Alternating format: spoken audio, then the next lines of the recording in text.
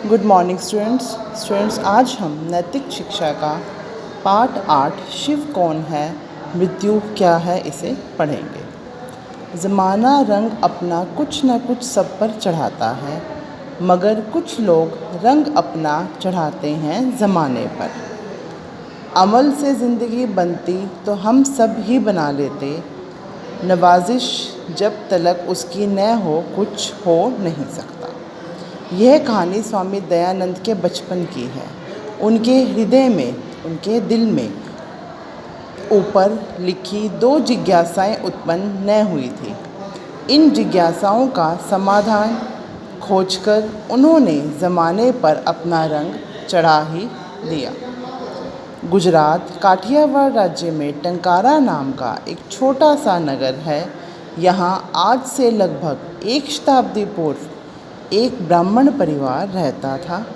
इस परिवार के मुखिया करशन जी थे। यह परिवार धन धान्य से संपन्न था। करशन जी शिव भक्त थे। इनके घर फागुन कृष्णा दशमी संवत 1881 मतलब कि सन 1824 में एक बालक ने जन्म लिया, जिसका नाम मूल शंकर रखा गया।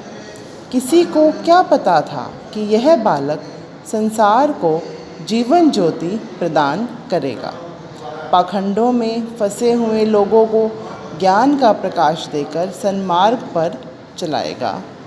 पिता पौराणिक परिपाटी के शिव भक्त थे, अतः वे पुत्र को भी अपने जैसा ही शिव भक्त बनाना चाहते थे।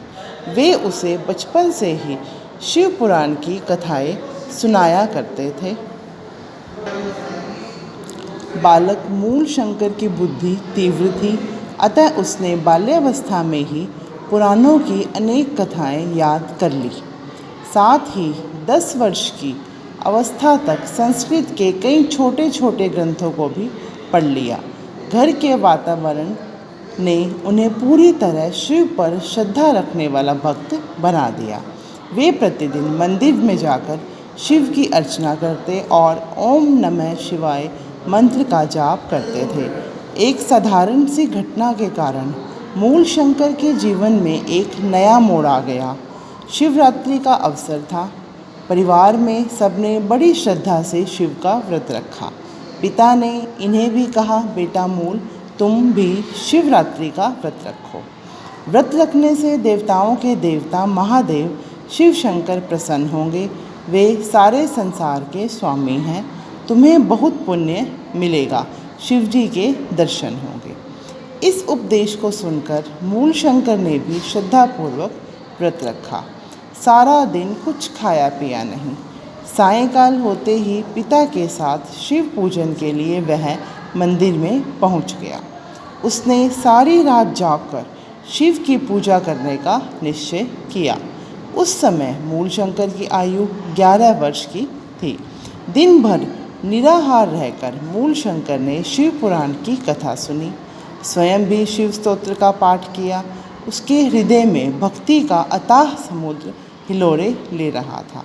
पिता के समान उसने भी पूजा सामग्री अर्पित करते हुए शिव पूजन किया। एक पहर बीत गया, दूसरे पहर का पूजन आरंभ हुआ। तब जब तीसरे पहर का पूजन आरंभ हुआ तो भक्त लोग खर्राटे भरने लगे।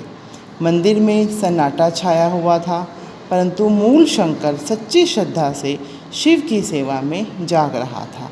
उसे भय था कहीं सो जाने के कारण व्रत भंग न हो जाए और वह व्रत के पुण्य से वंचित ना रह जाए। उस समय एक अद्भुत घटना घटी। इस घटना ने मूल शंकर के हृदय में एक क्रांति की लहर उत्पन्न कर दी, उथल पुथल मचा दी। बच्चों, अभी आपने यह चैप्टर यहीं तक पढ़ना है। इसके बाद नेक्स्ट वीडियो में हम आधा चैप्टर पढ़ेंगे।